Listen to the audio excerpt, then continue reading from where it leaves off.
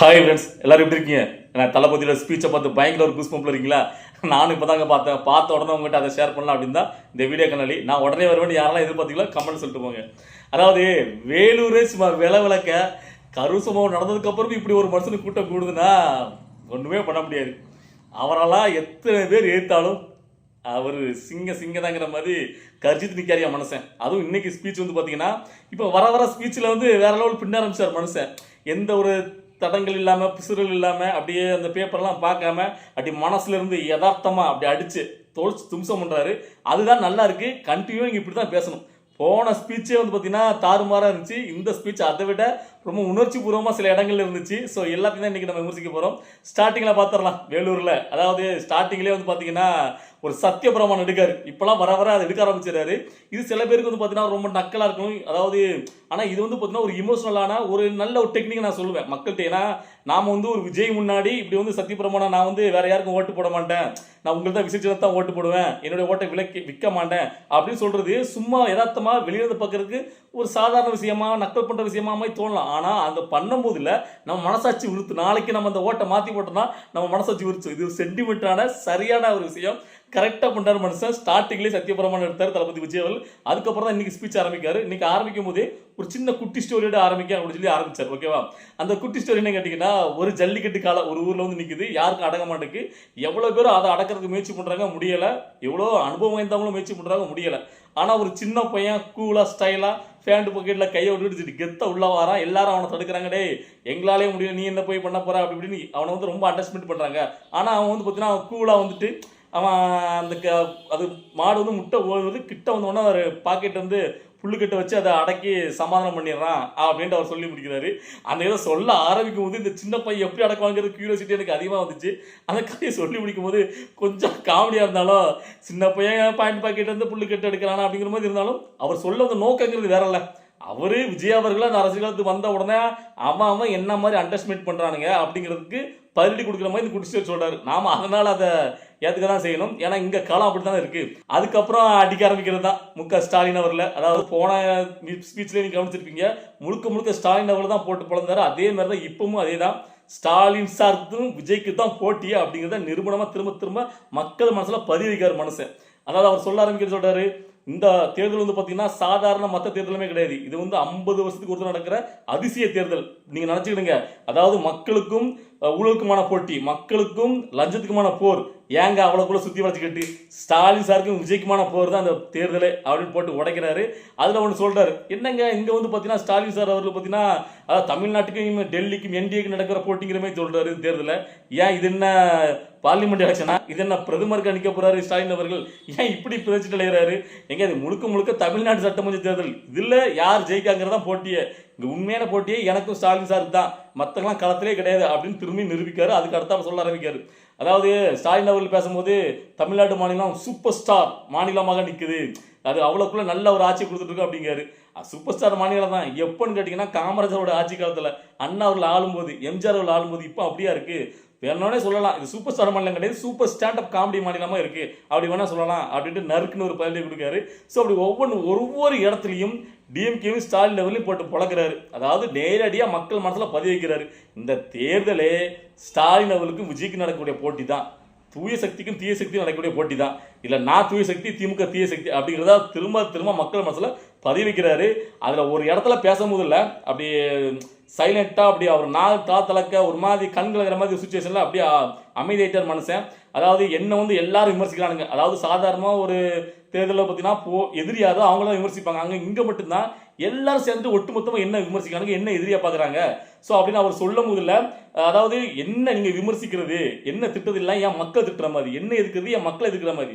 So அப்படி சொல்லும் போது என் மக்கள் நானும் ரத்தம் சதை மாதிரி அப்படின்னு சொல்லும் போது தான் அவர் வந்து உணர்ச்சி புறத்தில் இது சென்டிமெண்ட், அதாவது பார்த்தீங்கன்னா சென்டிமெண்டலான எங்களுக்குள்ள இருக்கிற ஒரு இது அப்படின்னு சொல்லிட்டு பயங்கர உணர்ச்சி பூர்வமாக பேசும்போது தான் அப்படி ஒரு மாதிரி சண்டை போய் அப்படி கண் கலங்குற மாதிரி அது பேச்சை ஸ்டாப் பண்ணுறாரு.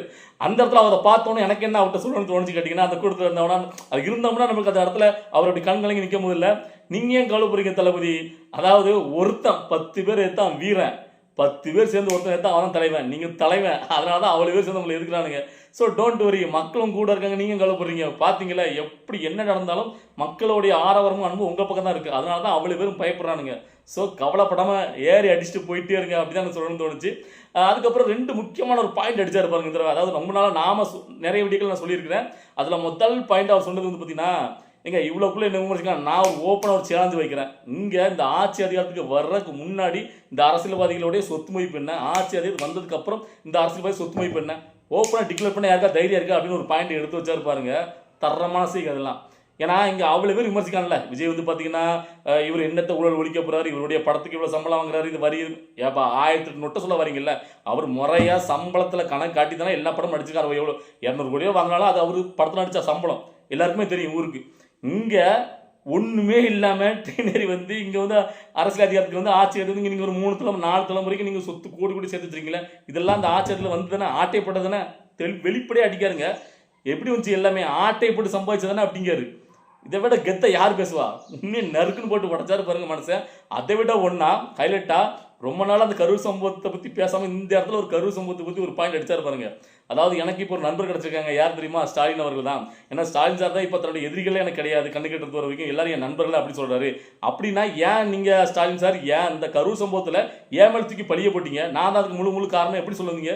எப்படி உங்களுக்கு மனசு வந்துச்சு? அப்போ அவ்வளோக்குள்ள ஒன்றும் உங்களுக்கு அப்படி தானே அப்படின்னு சொல்லி நேரடியாக கரூர் சம்பவத்தில் தான் மேலே பழிய போட்ட ஸ்டாலின் அவர்களுக்கு ஒரு பதிலடி கொடுக்காரு. ஸோ இது வந்து பார்த்தீங்கன்னா ரொம்ப நாளாக அவர் மனசில் கடந்து அழுத்திட்டே கிடந்திருக்குன்னு நினைக்கிறேன். இதை எங்கேயாவது அடிச்சு இதை நேருக்கு நேரம் அவர் சொல்லணும் அப்படின்னு தோண்டியே இருக்கு. ஏன்னா இவர் ஸ்டாலின் வந்து சட்டமன்றத்தை சொல்லி ரொம்ப நாள் ஆகிட்டல, இதை வந்து பார்த்தீங்கன்னா இவருக்காக காரணம் அப்படின்னு சொல்லிட்டு. ஸோ அதை நேருக்கு நேராக இன்னைக்கு வந்து பார்த்தீங்கன்னா ஸ்டாலினை சுட்டி காட்டி என் மேலே இதுக்கு நீங்கள் போய் அப்போ அவ்வளோக்குள்ள உங்களுக்கு வன்மம் இருக்குது அப்படி தானே. ஸோ அப்படிங்கிறத நேருக்கு நேராக பேசுறாரு. அதனால அவருடைய ஸ்பீச்சை பொறுத்த வரைக்கும் இன்னைக்கு உண்மையாக யதார்த்தமாக மனசில் வந்து நிறைய இடங்களில் 6 பேர்னு அடிச்சிருக்காரு. நிறைய பயன்கள் ஒவ்வொன்று பின்னா நான் சொல்கிறேன். அதில் வந்து பார்த்தீங்கன்னா ஒரு இடத்துல பேசும்போது இல்லை ஒரு வாக்குறுதி வேற கொடுக்காரு அந்த மக்களுக்கு. அதாவது இப்போ வந்து பார்த்தீங்கன்னா அவர் வந்து ஒவ்வொரு மாவட்டங்களாக தானே போயிட்டு இருக்காரு.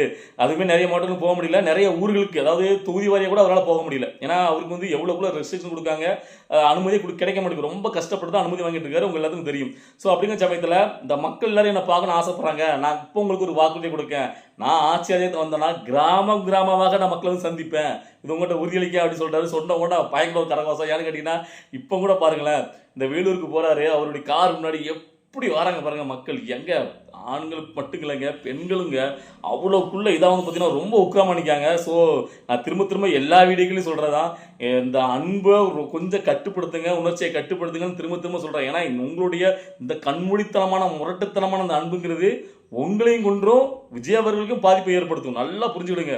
ஏன்னா அவர் வளர்றது உங்களுக்கு சந்தோஷம் அப்படின்னா அவரை வளர விடுங்க, அவருக்கு துணையா நில்லுங்க, தொல்லையா இருக்காதீங்க.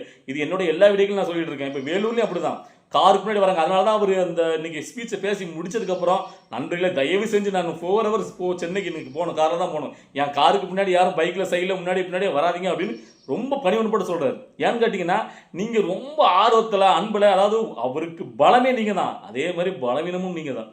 அதாவது நீங்கள் கட்டுக்கடங்காத அன்பில் முரட்டுத்தனமான அன்பு அவர் காட்டுங்கிட்டு அவர் கால்கிட்ட போய் ஏதாவது உங்களுக்கு ஒரு சேதாரம் ஆகிட்டுன்னு வச்சுங்களேன், திரும்ப அதை வச்சு அவர் வந்து இது பண்ணுவானுங்க. அவர் எப்படி இல்லாமல் சாய்க்கிறதுக்கு இங்கே கண்குத்தி பாம்பா ஏதாவது கிடச்சிடாதா அப்படின்ட்டு அவன் கிளம்புறானுங்க.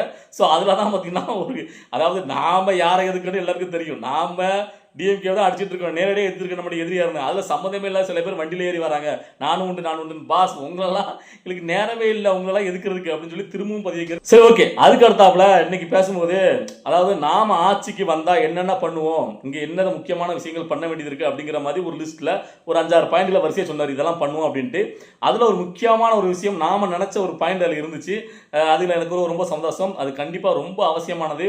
நான் கூட இதுக்கு முன்னாடி தமிழக வெற்றிக்கழகத்துறை தேர்தல் வாக்குறுதியில் என்னென்ன இருந்தால் நல்லா இருக்கும்னு நான் உங்கள்கிட்ட சொன்னேன். நிறைய பேர் கமெண்ட் பண்ணி அதில் நான் அந்த விஷயம் சொல்லியிருந்தேன். எத்தனை பேர் கவனிச்சுன்னு தெரியல. அதாவது அவர் வரிசையாக சட்டம் ஒழுங்கு பாதுகாப்பு, பெண்களுடைய பாதுகாப்பு, போதை பழக்க ஒழிக்கிறது இதெல்லாம் சொல்லிட்டே வந்தார். கடைசியில் அதாவது பெண்களுக்கு, அதாவது அரசு பள்ளி கல்லூரி மாணவர்களுக்கு பார்த்தீங்கன்னா ரெஸ்ட் ரூம் வந்து பார்த்தீங்கன்னா சரியான பாதுகாப்புடன் கூடிய கதவுகள் அமைக்கப்பட்ட ஒரு ரெஸ்ட் ரூம் நான் கட்டி கொடுப்பேன் தரமான அளவில் அப்படின்னு சொன்னார். உண்மையிலேயே ரொம்ப தரமான அவசியமான ஒரு திட்டமாக நான் பார்க்குறேன். அதை கண்டிப்பாக பண்ணணும். இதை தான் இதுக்கு முன்னாடி நான் சொல்லியிருந்தேன். ஏன்னா நம்ம வந்து வசதியான பிள்ளைங்க படிக்கக்கூடிய அந்த ஸ்கூல் காலேஜ்லாம் பார்த்தீங்கன்னா ரொம்ப தரமாக இருக்குது, எல்லா வசதியும் இருக்குது. ஆனால் அரசாங்க பள்ளிக்கூடங்களில் காலேஜில் வந்து பார்த்தீங்கன்னா தரமற்ற பாத்ரூம் வசதி ரொம்ப ரொம்ப ரொம்ப கேடாக இருக்குது. ஸோ அப்படிங்கும்போது தளபதி விஜய் அவர்கள் அந்த பாயிண்ட் எடுத்து சொன்னது. அதாவது பெண் குழந்தைகளுடைய அந்த ரெஸ்ட் ரூம் வந்து பார்த்தீங்கன்னா நல்ல பாதுகாப்புடன் கூடிய கதவுகள் மூடப்பட்ட மாதிரி நான் ரெஸ்ட் ரூம் அமைச்சு கொடுப்பேன் அப்படின்னு சொன்னது உண்மையிலேயே வேண்டிய விஷயம்.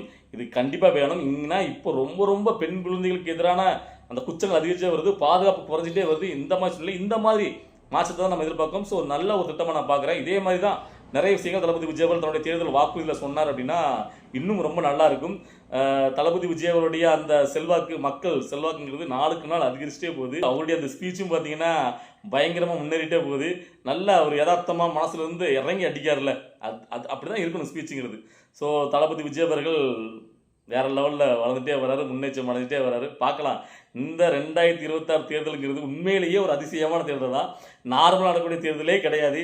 இந்த தேர்தலில் யார் ஜெயிப்பா யார் ரொம்ப ஒரு கியூரியாசிட்டியாக போகும். எனக்கு தெரிஞ்சது தேர்தல் நாளன்னைக்கு அது கவுண்டிங் நாளன்னைக்கு பயங்கர ப்ரெஷர் இருக்கும் எல்லாருக்கும்.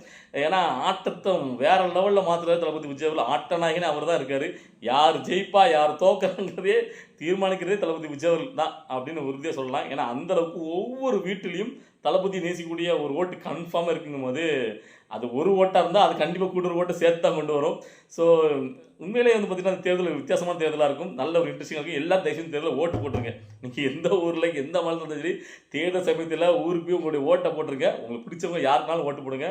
நான் திரும்பவும் சொல்லுவேன், பணம் யார் கொடுத்தாலும் வாங்கிடுங்க. அது உங்களுடைய பணம். வேறு வேறு வழிகளில் இந்த மாதிரி சமயங்கள் தான் உங்கள்கிட்ட வரும். ஸோ ஆனால் வாங்கிட்டு பணம் கொடுக்காதவங்களில் யார் உங்களுக்கு பிடிக்குமோ அவங்களுக்கு நேர்மையாக உங்களுக்கு பிடிச்சவங்க ஓட்டு போடுங்க. நல்ல ஒரு மாற்றத்தை நம்மகிட்ட இருந்து தொடங்கலாம். ஓகேவா? இந்த வீடியோ பார்க்கும்போது உங்களுக்கு என்ன தோணுச்சு அப்படிங்கிறத உங்களுடைய கருத்துக்களை கமெண்ட்டில் பதிவு பண்ணுங்கள். நம்ம அடுத்த வீடியோவில் பார்க்கலாம். பாய்.